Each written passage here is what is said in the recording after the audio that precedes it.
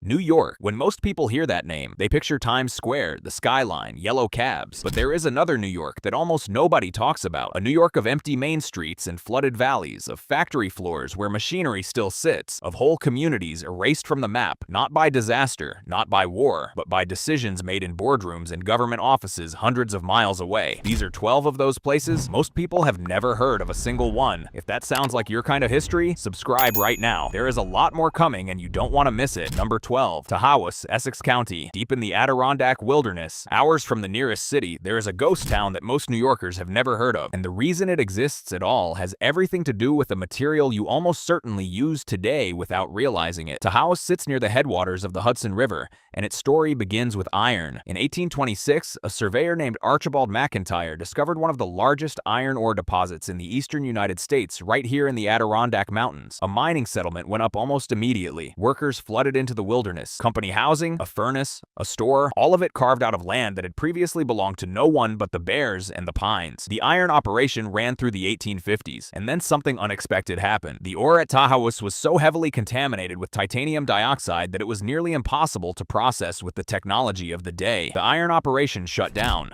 The workers left. The forest moved in. Then World War II changed everything. Titanium, that same contaminant that had killed the iron operation, turned out to be one of the most strategically valuable materials on Earth, essential for aircraft production, for armor, for the kind of high-performance manufacturing a war economy demanded. National Lead Company reopened the site in 1941 and built an entirely new company town. New housing, new infrastructure, new families settling into a place that had been abandoned for nearly 100 years. At its peak, hundreds of workers and their families called Tahawass home. Children grew up in the shadow of the mine. The titanium operation wound down in the 1980s. The company took what it needed and left the rest. Today you can walk through what remains and find houses still standing in the trees. Esanafuwas, the old blast furnace from the 1820s sitting in the wilderness like something out of a fever dream. But here's the detail that tends to stop people cold. In September 1901, Vice President Theodore Roosevelt was hiking in the mountains above Tahawass when a messenger found him on the trail. President McKinley, shot days earlier, was dying. Roosevelt was rushed down the mountain through the night and arrived in Buffalo just in time to be sworn in as President of the United States. The road he descended still runs past what remains of this town. Most people drive it without any idea what they are passing. Number 11. Adirondack, Essex County. A mile from Tahawass, even deeper in the trees, is a place called Adirondack, and the name is worth stopping on, because this small settlement gave the entire mountain range its popular name. Not the other way around. When McIntyre's iron operation opened in the 1820s, the workers' settlement around the furnace was called Adirondack. Writers and travelers who passed through were so struck by the surrounding wilderness that they borrowed the name for the mountains themselves. The Adirondacks, one of the most recognized geographic names in the northeastern United States, came from a single mining camp. The settlement held boarding houses, worker housing, a schoolhouse, everything needed to keep a workforce alive in one of the most remote stretches of New York State. When the iron operation failed in the 1850s, Adirondack emptied out. The forest moved in. Buildings rotted and collapsed. What's left today is fragmentary. Stone foundations in the undergrowth, cellar holes filling with leaves, the faint outline of roads. To stand at Adirondack and understand that you are in the place that named the Adirondacks, a place that almost no one who hikes those mountains has ever heard of, produces a very specific feeling, like finding a footnote that should have been the headline. Number 10. Taborton, Rensselaer County. Rensselaer County sits just east of Albany, and most people passing through are heading somewhere else. If they knew what was waiting in the hills above the Hudson Valley, some of them might stop. Taborton was a farming community that developed in the late 1700s on a high plateau in the Rensselaer Hills. Families cleared land, built homes, established the kind of self-sufficient rural settlement typical of upstate New York in that era. At its peak, it had enough residents to sustain a school and a functioning community life. What happened to Taborton was not dramatic. No disaster, no corporate decision, no single moment when everything changed. The soil on that plateau was never particularly good. It could support subsistence farming and not much more. As economic life in New York moved towards cities and industrial centers, the young people of Taborton made the calculation that rural communities across America were making in the same era. They left, not all at once, gradually, one family at a time. Parents aging on farms their children had abandoned, houses standing empty after the last occupant died, fields going back to brush and then to forest. The graves are the most honest thing up there. They mark where people lived and died in a place the wider world forgot entirely. Number 9. Old Haverstraw, Rockland County. This one is different. It was because the reason it disappeared wasn't economic decline, it was the ground itself. Old Haverstraw sits along the western bank of the Hudson River in Rockland County, just north of New York City. In the 19th century, the riverbanks here were lined with brick yards. The clay along the Hudson was exactly the right composition position for brickmaking, and this industry supplied an enormous portion of the material that built New York City. The brownstones of Manhattan, the warehouses of Brooklyn, a significant portion of that brick came from yards right here. Workers, many of them immigrants, pressed and fired bricks through long days. The river carried barges south to the city loaded with the product of their labor. The community that grew up around the brick yards was dense, working class, and alive. The night of January 8th, but 1906 changed everything. The clay banks above the village had been undermined by decades of extraction. The ground was saturated from recent rains. In the early morning hours, 20 acres of riverbank gave way without warning. 20 buildings were swallowed. 10 people died. The slide pushed a wave into the Hudson that rocked boats for miles. What the slide didn't take, the fear of another slide drove away. The brick industry was already under pressure from new materials and changing construction methods. The combination was fatal. Old Haverstraw emptied out. The 10 people who died when the ground gave way are mostly unnamed in popular history. Old Haverstraw is mostly unnamed too. Number 8. Neversink, Sullivan County. If you want to understand what it actually means to erase a town, you could read about it, or you could go to Sullivan County and look at a reservoir. Neversink was a real community in the Catskill Mountains. Farms that had been in families for generations. A covered bridge, a mill, houses where children grew up and where grandparents were buried in churchyards, accumulating headstones since the Revolutionary era. In the 1940s, New York City needed water. The Neversink River Valley had the geography and geology for a reservoir. To the engineers who designed it, the solution was straightforward. What was less straightforward was the fact that a functioning community stood in that valley. Approximately 700 people were displaced. Farms were purchased and demolished. The covered bridge was dismantled. Bodies were exhumed from cemeteries and reinterred elsewhere. That is a sentence that takes a moment to fully land. The graves of people who had made this place home for generations were dug up and moved so the valley could be flooded. The Neversink Reservoir opened in 1953. By every engineering and public health measure, it is a success. What lies beneath it is another matter. When water levels drop in dry years, traces of what was there become briefly visible. Old roadbeds, foundation lines, the geography of a community that was asked to cease existing so that a city 4 hours away could turn on a tap. The families who were displaced never entirely stopped grieving it. Their descendants still talk about it today. Number 7. The Lost Villages of the Ashokan, Ulster County. Neversink was not the only valley flooded for New York City's water. It was not even the first. 40 years earlier, in 1913, the Ashokan Reservoir was completed in Ulster County. What went underwater to create it was not one community, but several. Olive Bridge, West Shoken, Broadhead Bridge, Ashton, an entire network of small Catskill communities, each one a complete world with its own churches, schools, stores, and the families who had built them. The numbers are staggering. Over 2,000 people displaced, more than 2,000 graves relocated, 32 cemeteries emptied, the infrastructure of an entire region demolished or left to flood. Communities that had existed in that valley since the late 1700s erased to make way for water destined for New York City. Families were offered prices for their land determined by the city, not negotiated between equal parties. Many had no legal resources to challenge what they were paid. What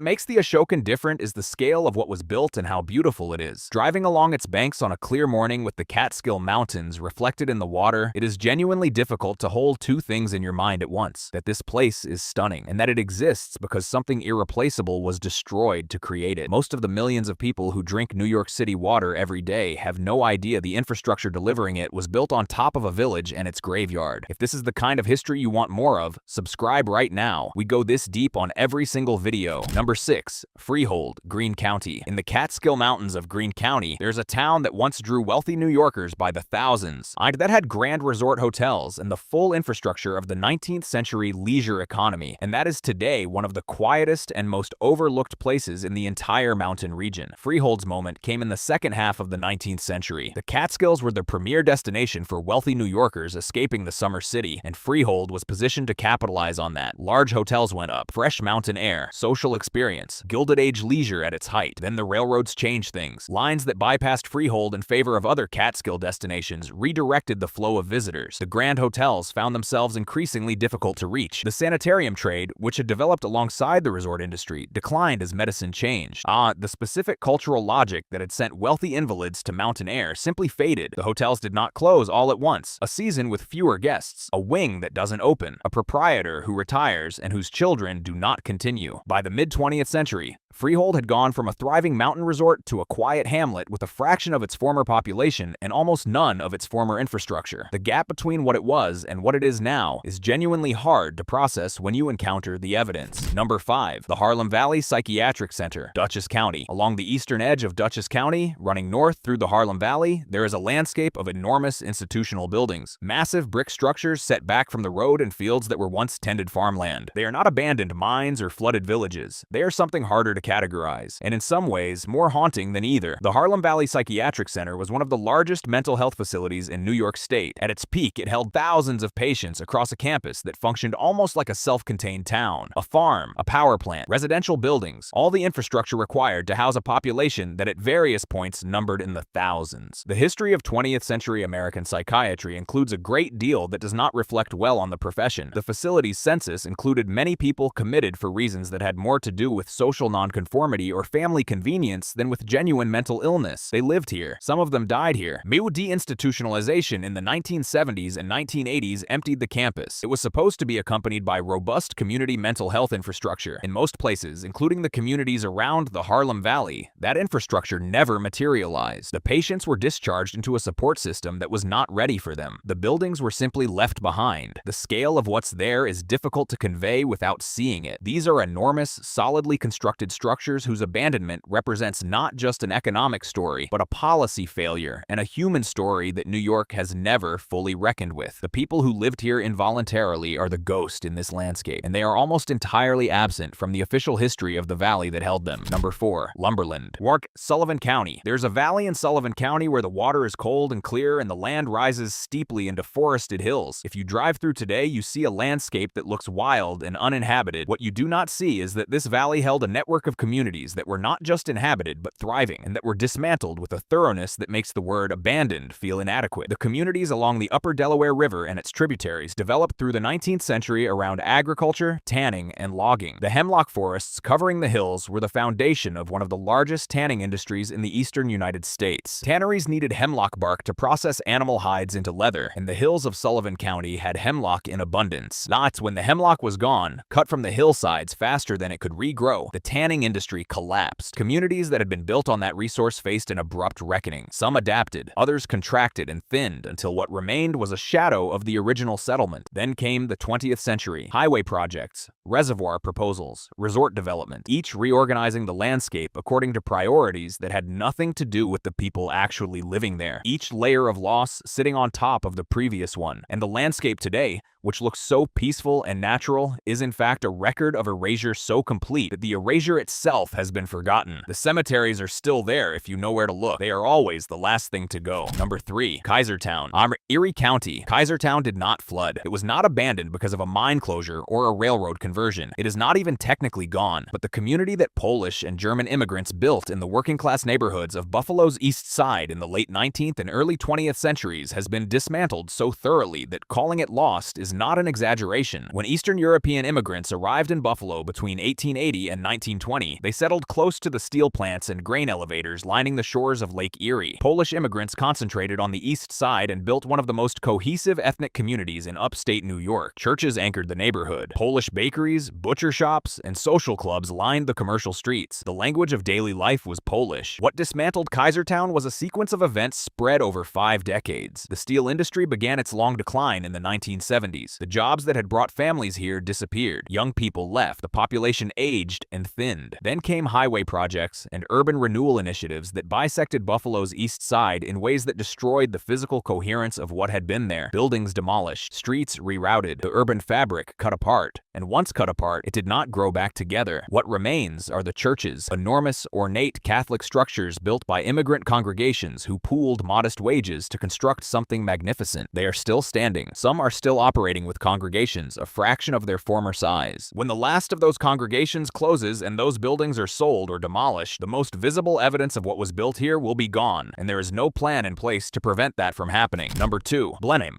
Schoharie County. There was a bridge in Schoharie County that was the longest single single-span covered wooden bridge in the world. In October 2011, Hurricane Irene sent floodwaters down the Schoharie Creek that lifted the bridge off its foundations and carried it downstream. It had stood since 1855. It took approximately 3 hours to destroy it, but the bridge is not the reason Blenheim is on this list. Old Blenheim is a hamlet in Schoharie County with a history stretching back to the Revolutionary War era. This was farming country. Deep in the Schoharie Valley, families built stone houses, timber-framed barns, churches with graveyards accumulating headstones across generations. What happened here was the slow withdrawal that happened to farming communities across upstate New York as the 20th century made small-scale agriculture progressively less viable. Young people leaving, older residents aging in place, the community thinning until what remained was more memory than settlement. When Irene destroyed the covered bridge, something changed in how people thought about what they had lost. The physical destruction of an irreplaceable structure in a matter of hours, after 156 years of standing, had a clarifying effect. It made visible what slow decline conceals. Loss is loss whether it happens in an afternoon or across a century. The result is the same. A replica has been constructed near the original site.